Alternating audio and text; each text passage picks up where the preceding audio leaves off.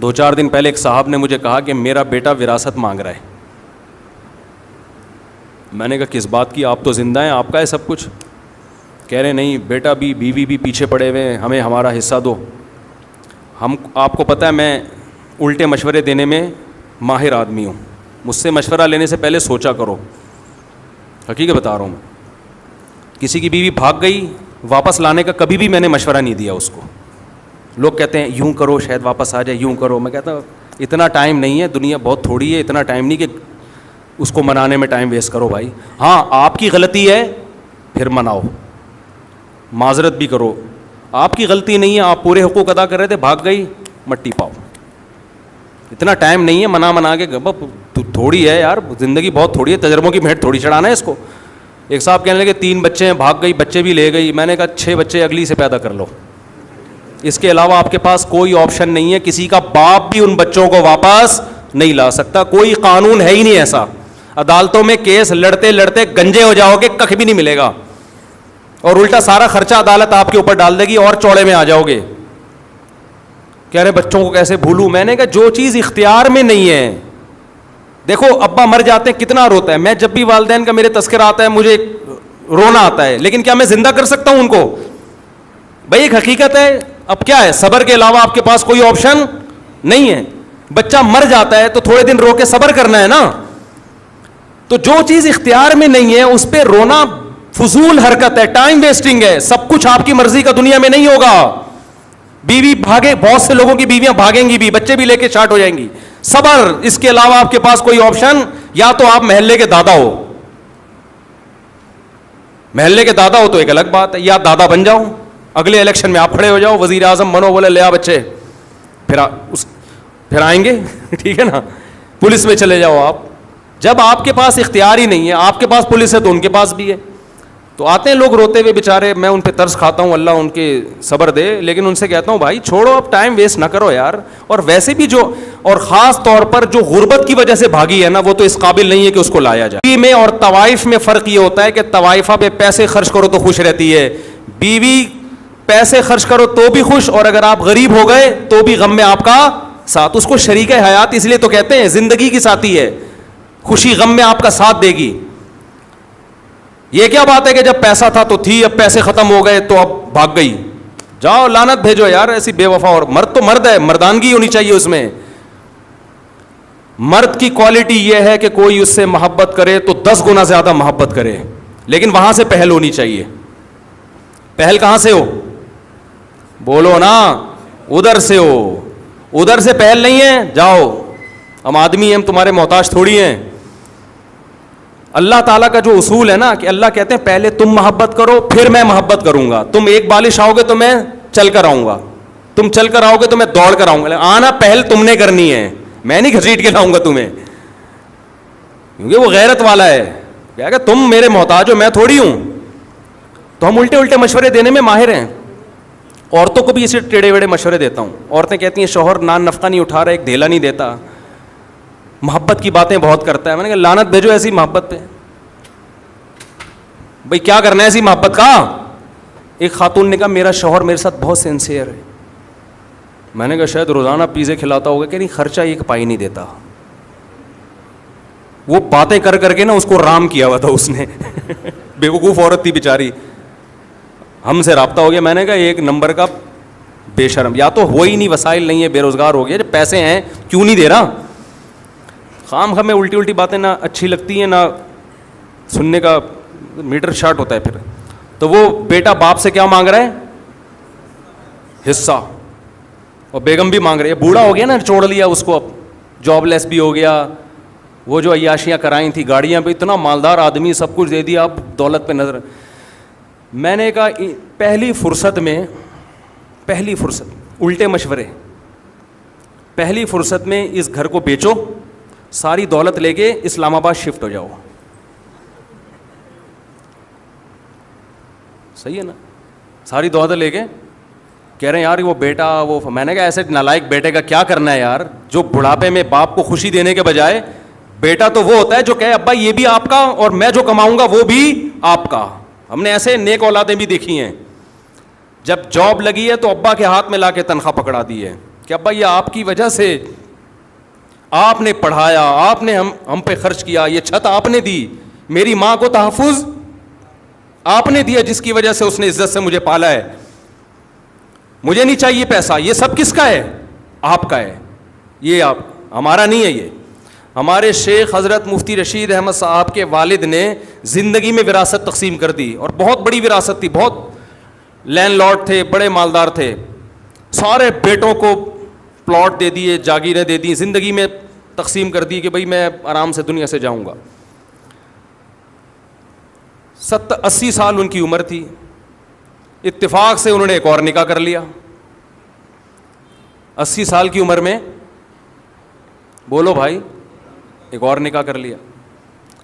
اللہ کی قدرت, اس سے اولاد پیدا ہو گئی, بیٹا ہو گیا اس سے.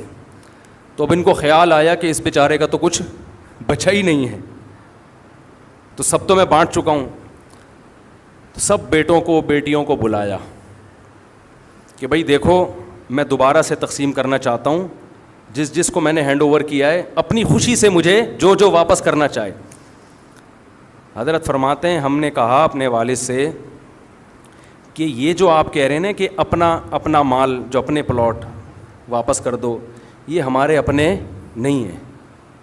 فرمایا ہمیں اس کو اپنا کہتے ہوئے شرم آ رہی ہے, ہمارا تو ایک قطرہ نہیں, ایک پیسہ ہم اس زمین پہ خرچ نہیں, یہ تو سب آپ کا ہے. دیکھو شرعی لحاظ سے تو بیٹے مالک بن گئے تھے, لیکن اخلاقیات بھی کوئی چیز ہوتی ہے نا, مالک بنایا تو آپ نے, ہمارا کہاں سے ہو گیا. حضرت فرماتے ہیں یہ تو ہمیں والد صاحب کے منہ سے یہ جملہ بہت برا لگ رہا تھا کہ یہ ہمارا کیوں کہہ رہے ہیں, یہ بولیں لاؤ میرے پلاٹ واپس کرو. جو غیرت مند اولادیں ہوتی ہیں ان کا ایٹیٹیوڈ یہ ہوتا ہے کہ باپ نے جو چیز دے دی اس کو بھی باپ کا مال سمجھ رہے ہیں, اپنا نہیں سمجھ رہے. جو بے شرم اولادیں ہوتی ہیں وہ باپ سے ان حصہ مانگ رہی ہوتی ہیں. ایک دھیلا تمہارا خرچ نہیں ہوا اس کو خریدنے میں, سارا تمہارے باپ نے دیا, تم کیسے مانگ رہے ہو؟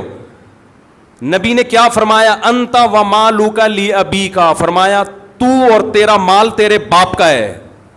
زندگی میں اولاد جو کما رہی ہے وہ باپ کو لا کے دے. باپ پھر وہ کہے کہ نہیں بھائی یہ تم کما رہے ہو تو تم خود رکھو اپنے پاس.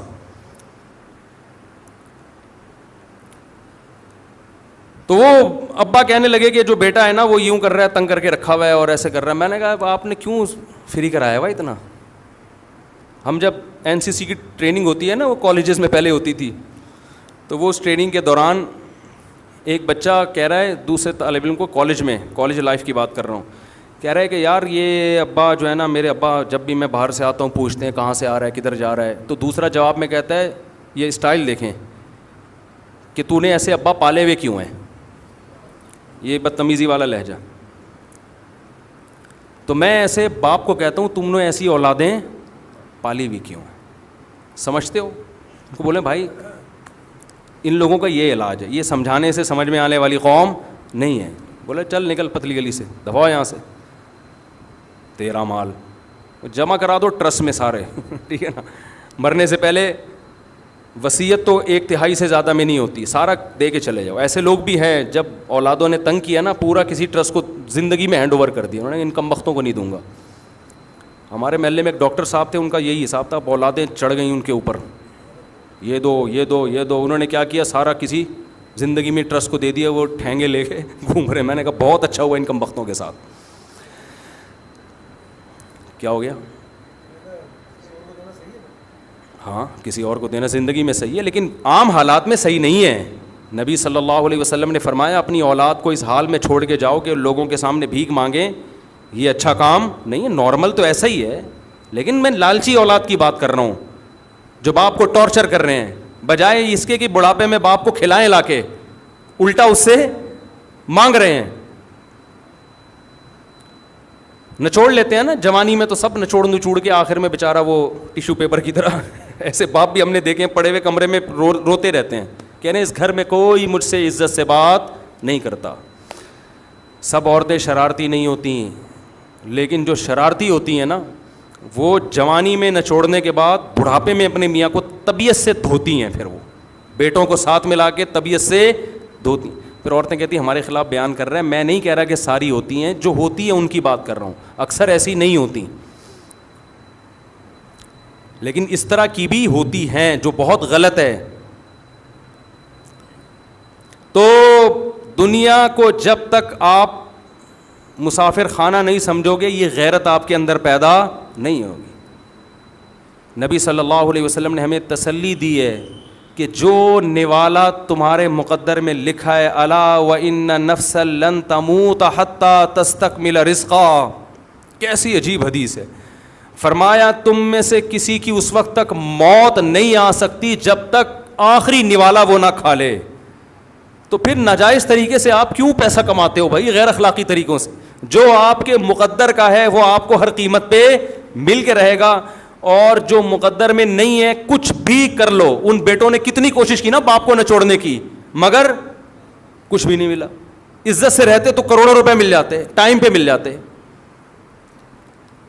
تو آپ نے فرمایا الا وان نفسا لن تستکمل حتی لن تموت حتی تستکمل رزقا, وہ کوئی نفس اس وقت تک مر نہیں سکتا, ہرگز موت نہیں آئے گی جب تک اپنا دال پانی مکمل نہ کر لے.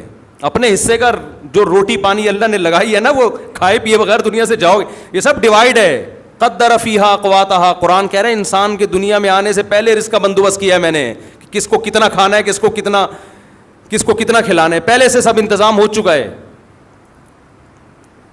تو چھیننے کی کوشش مت کرو.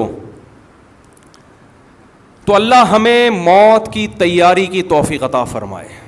بار بار یہ سوچنے کی, جب انسان موت کے لیے تیار ہوتا ہے تو اگر اس سے گناہ ہو بھی جائے تو توبہ کی توفیق ملتی ہے اس کو.